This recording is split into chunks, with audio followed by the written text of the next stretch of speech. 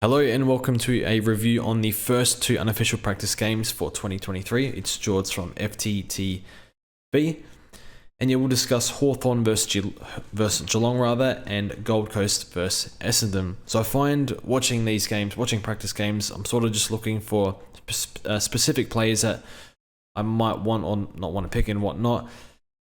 Whereas I think during the season, you're kind of just watching the game for what it is, and you kind of subconsciously know who's going well. Whereas I think in practice games, I sort of tune out on a few players that I have no interest in because you're not really interested in the result and whatnot and all that. But yeah, we'll go over some Hawthorn players. So just to touch on, I think the CBA mix was Ward, Warple, Day, and Newcomb. I think Sicily was in there a little bit.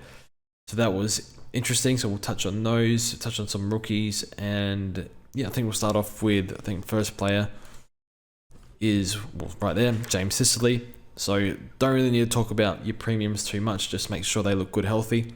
Exactly the same as last year, apart from like the few weird CBAs that he attended. So I don't think that'll be a massive thing. I think he'll be mostly down back. Played a bit key position on Jeremy Cameron, but also freed up, was calling for the ball down back, was rebounding, same as last year. So I learned nothing on Sicily, just think he'll go about the same. But I think he's going to see a lot of ball, probably a little bit more than last year. Very inexperienced lineup. Next one we have is Dylan Moore, just touch on. So yeah, no good forward role for the most part. I was really good, but yeah, mostly forward, so he's a no. And then we'll get this one out of the way, Connor McDonald. So I guess kind of gave up on this one probably like a month ago now. Was a bit more forward at training, and yeah, played pure half forward, played okay. Yeah, no good, role no good, but I guess when you get 30 disposals a game in juniors, it's worth monitoring, but yeah, unfortunate, but I hope he got no mid-time at all, which surprised me. I thought he'd get something, but no, he's a forward at the moment. And touch on Weddle and Green. Weddle was, I don't know, did get the ball a little bit on the outside, but didn't show much. I'm not sure he's ready yet. I think he'll develop through the BFL, and yeah, not really one I would field, definitely not. But we'll give him another go in the next game. And then the other rookie is Fergus Green. So I really liked his game. He kind of went missing for patches, but such is the way of, when you're belted by however many points they lost by. He was good. He set up a few goals. He presented himself well, took a few marks, created some chances for them. I like him. I think he plays round one, and there's a hole there for Gunston without Gunston and Mitch Lewis. I'm quite happy to play him at F7, not on field.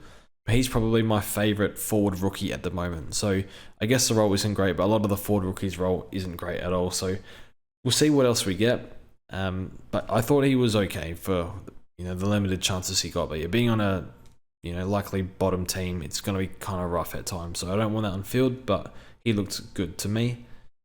And then we'll touch on the 4 CBA guys. So I think the highest price is either Day or Ward. We'll say Day. Go Day down back. So Will Day, still think he's more of an outside-ish player, but he got a lot of CBAs and he looked alright. He was able to accumulate a bit, did some decent work in tight. Doesn't look massive, but yeah, I think maybe put on a bit of weight on the off season though. I'm not too sure, but yeah, it doesn't look like not your ball or anything like that. Used it fairly well. I think he's just too expensive, but the fact that they used him inside is promising. But he can play other roles. I just think he's too expensive and poor durability, so he's a no. But I think it's probably the most excited you'll be with Will Day if you're a Hawthorn supporter, because he's had a rough run and the talent is there. So I think he'll be an interesting watch, but just the price is poor. Josh Ward didn't use it super well, but I thought he was good. Probably him and Day were good, and Jai was okay too. I think the fourth one would have been Warple, who we'll touch on, but yeah, just disposal was not good enough, I think, and it's going to be up and down at times, a bit like last year. Too expensive, but yeah, hasn't quite developed the consistency yet, so I'm not sure we'll see that. But again, with these Hawks plays, it's pretty tough when they're in a losing side a lot. But yeah, it looks like he's going to be a mainstay in the mids. but he can rotate elsewhere, and he has had a limited preseason. So he's a no for me. And then we have James Warple.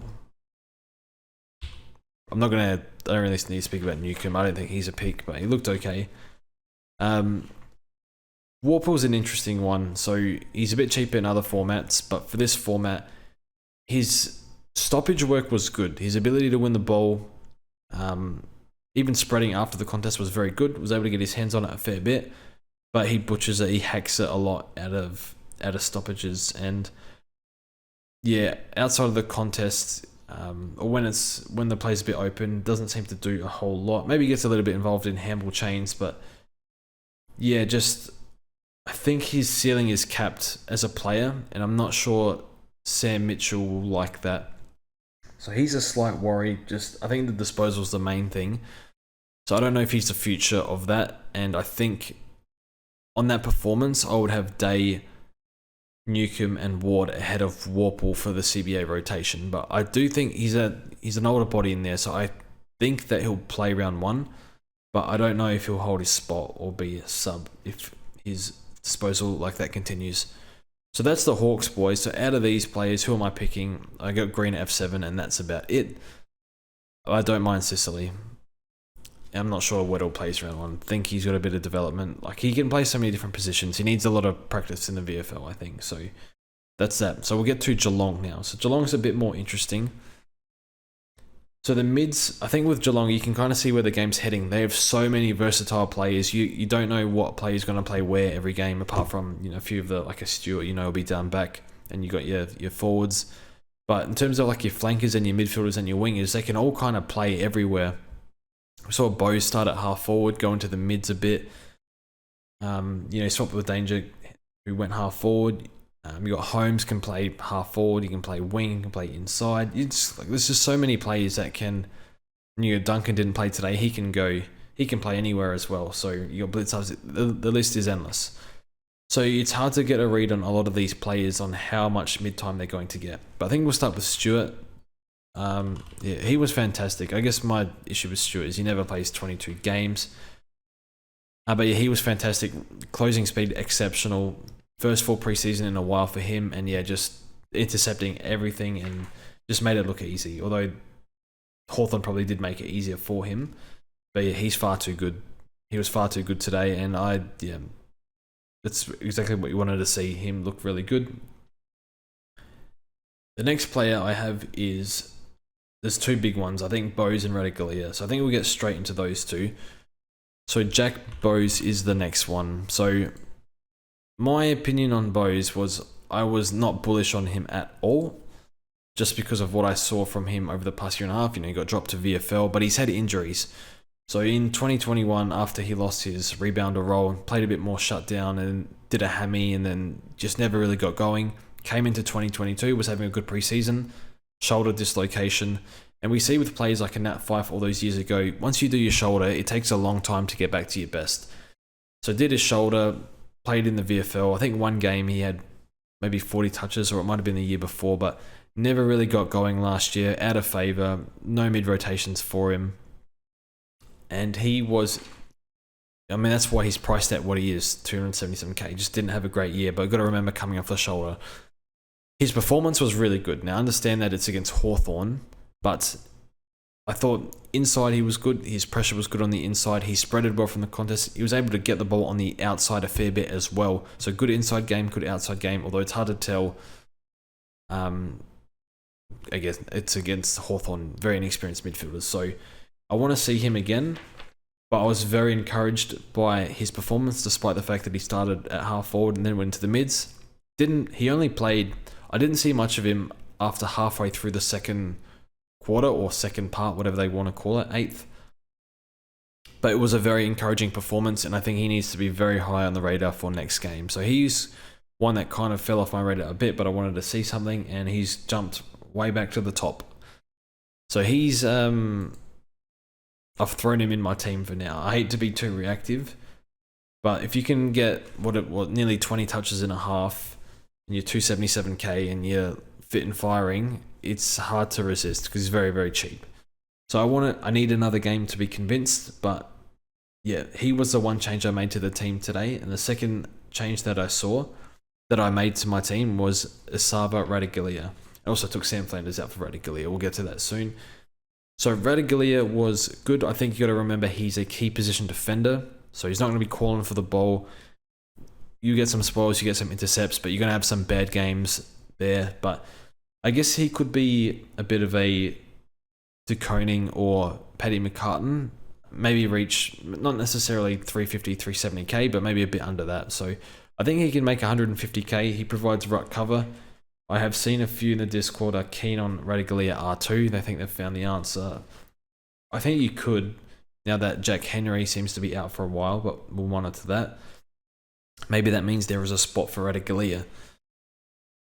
But yeah, I think I'm happy to field him. I probably expect like a 65, 60 average from him at this point, which is like okay, but the ruck cover is really, really nice, I think, especially people going like your English, and Roland's durability isn't the best either. So yeah, I think he's in for now. Would you put him at R3 or F7? I think it's too much money, but I think you could. Just because you got Madden there at R3, that's 70k to go up to Radigalia. It's a lot of money to have on the bench, so I'm not too sure. If it fits your structure, I think it's fine, but for me, I guess you got a settled lineup, and it's just hard to fit him in. So, or somewhat settled, I guess. So he was good, but again, like he's gonna have quiet patches during games because he's key defender. But yeah, intercepting capabilities, and a lot of the times he didn't intercept. He was able to get himself into a position where he could have intercepted the ball. So that's a tick for Radigalia, a tick for Bose. Yeah, probably the two biggest ones today. And then Tanner Bruin, this is one I sort of switched off on. I didn't really notice him too much, but like I saw him, but I didn't really take note of his game. But a lot of CBAs and played really, really well. One of the better players on the field. Get rid of that. So yeah, he was good, I guess, but I think it's better to defer to others. I've actually forgotten to I'll put Radigalia on here. Chuck him in the ruck. So yeah, Radigalia and go Bruin, who is a mid forward, I think. Yeah, an interesting one. So he's one to monitor. What do the CBAs look like? Is he best 22? Off that performance, you would think so. He's probably the most direct swap, I guess, for Selwood. But how does Bose fit in to get into a premiership team? So that's an interesting one. So, yeah, he's one to keep an eye on. I don't think he did enough to make his way into my team. I think it's a bit going early on that.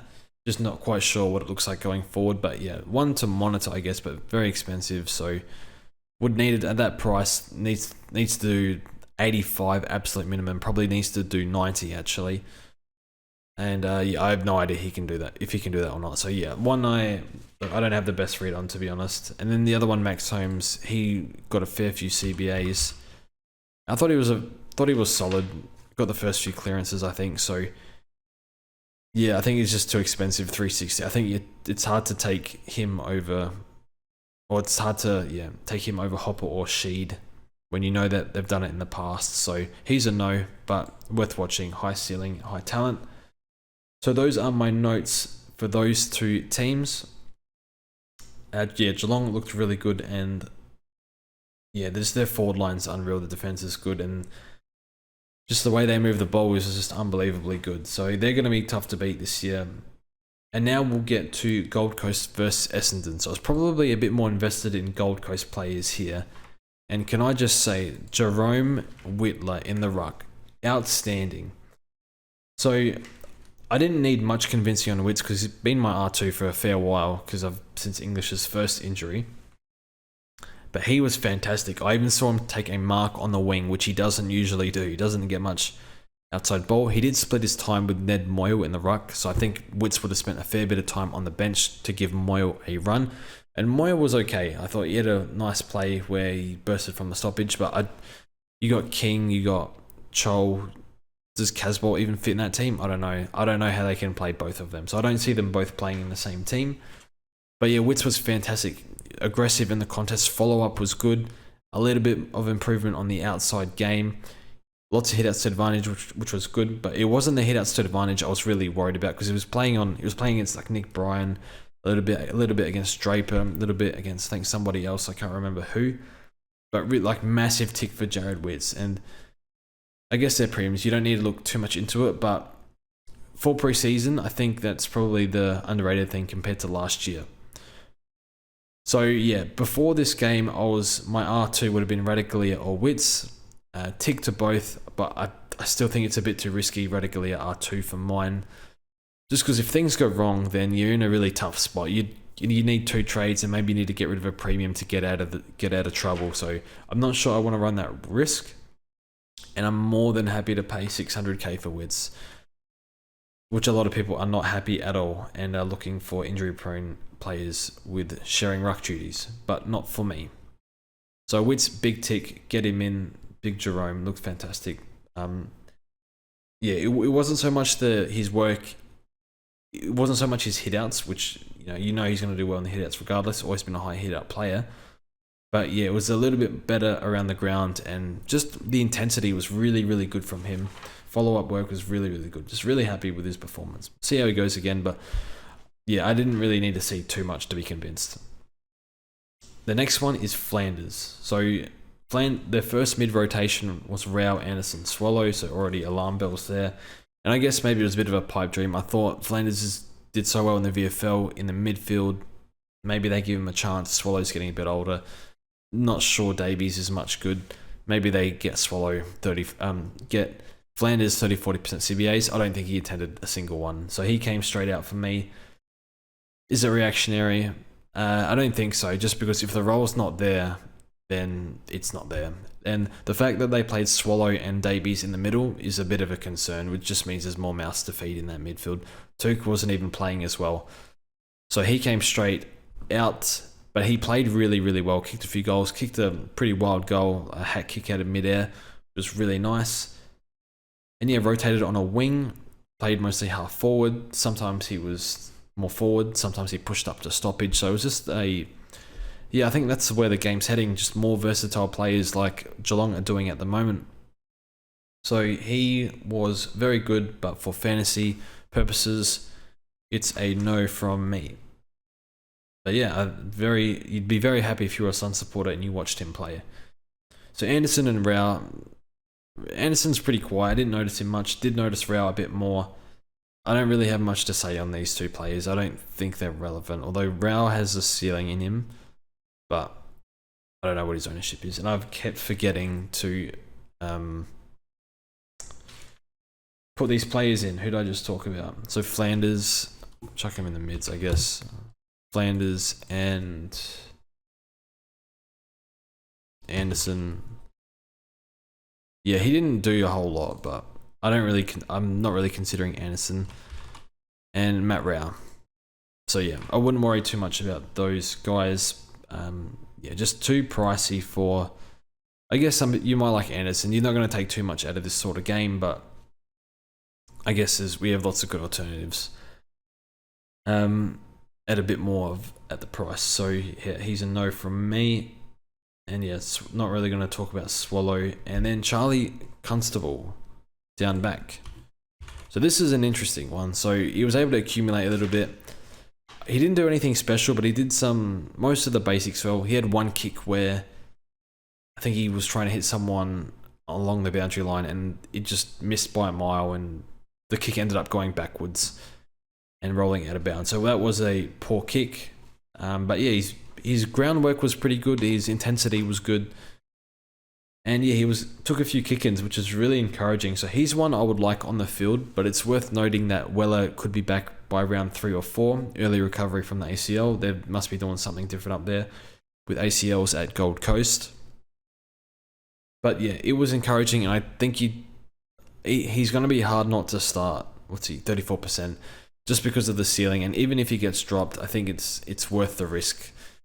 Ben Long was there as well. I'll touch on him.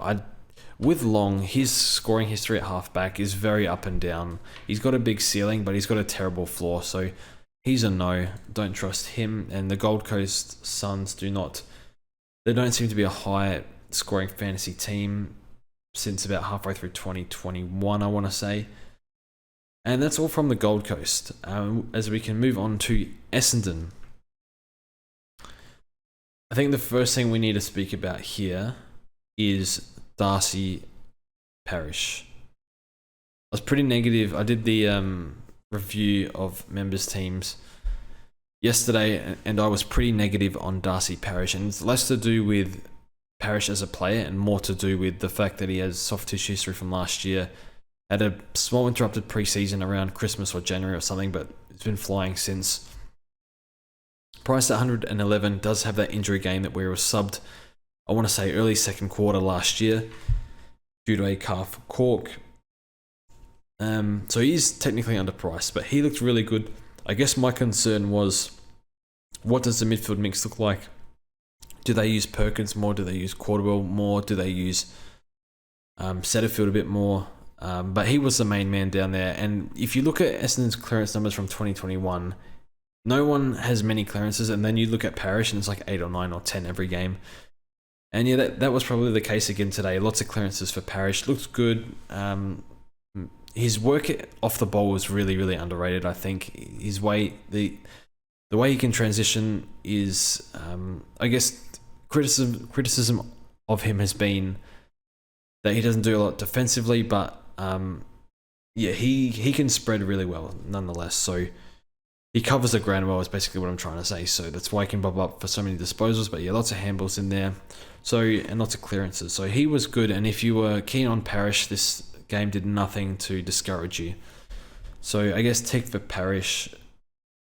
I guess my issue again is interrupted preseason durability. It's not that bad really. So if you're not too worried about that, then I'm not against the pick, and he's become pretty popular in the Discord at the moment. So yeah, I guess I can't really talk you out of it. I just don't like the injury risk, I guess you could say. But yeah, it's very minor, and it's probably, he would have played 22 games in his All-Australian year, so he's certainly capable of it. But his dribble it's not that bad. I'm just being a bit picky. Next is Zach Merritt. I think Merritt was he just turned up and went home and didn't do a whole lot.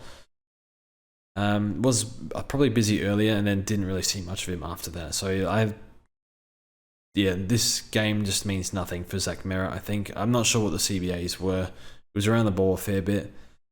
I don't think he's a great starting pick because he's every chance to cop Finn McGuinness in round 1. So, and I think he has St Kilda as well, so they might tag in the first month. So I think there's a chance he gets 2 tags, but he's one I'll jump on as soon as I can. As an upgrade target, who have I got written here? We have, go through the midfield. So Cordwell played a bit on the wing. Oh, he's pretty expensive, 440k. I guess the only issue with Cordwell is he going to tag? I didn't really see it. So yeah, played a fair bit on the wing. Been playing forward at training, so yeah, not too sure what the go with Cordwell is, or if he's tagging every week, but we'll see. But yeah, he has that in his repertoire. And someone commented today about reporting on an Essendon training report, and apparently Cordwell was tagging Parish at training, so that's a bit of a flag. So that's the only thing to watch out for there. Setterfield was okay. I think they might use him. I don't think he'll get heavy midfield minutes just because of Parish, Merritt, Dylan Shield, Perkins, who didn't do a whole lot. So I don't know. He could be like a 40%, 30% guy and then just rotates elsewhere. But I think he was okay. One that, to be honest, I didn't really monitor, but I did see him up here and there. So not really. You need to see the CBAs in the next game. But at 350k, while he can do 90 plus with good CBAs, I think Sheed and Hopper are still ahead. Definitely Hopper is. I think Sheed is, just because Sheed is more likely to be up the pecking order in the CBA rotation. There's a few rookies like Voss and one of the Davey boys. I honestly I paid zero attention to them, but I did pay a bit of attention to, is it Jai Menzie? Jai Menzie, 150k. So he's a no for me purely because small forward and elevated price. But he was very good. His finishing in front of goal was very good, very lively up forward, and he was able to get involved a bit. So yeah, he's one where I think he plays round 1. Maybe Tip and Woody had a few good moments too, so I think maybe they can. I don't know if Tip is ready for round one just because he's coming off his retirement and whatnot. But Menzies was very, very good, and you'd be very happy as a Bomber supporter with him. And I think he can make decent money, but bad role, elevated price. It's a no from me. But if he was base price 123k, he'd be my F8 next to Fergus Green. So that's my review. Let me know what you think. I'll be honest, I don't have the best eye for, I don't pay attention to absolutely everyone. And it's always good to cross-check your notes with other people just because everyone sees it differently and you can miss things very easily. Like if I watch this game again, which I'm not because I can't be bothered, and there's bloody 5 games to watch tomorrow that we'll need to record a few. Yeah, it's just a lot to watch. So yeah, I think that's it. So I'll wrap it up there. Thanks for watching, everyone. Let me know what you think. Let me know what players you liked, and we'll hopefully do some reviews tomorrow night on all the games. So thanks for watching, and we'll see you guys in the next one.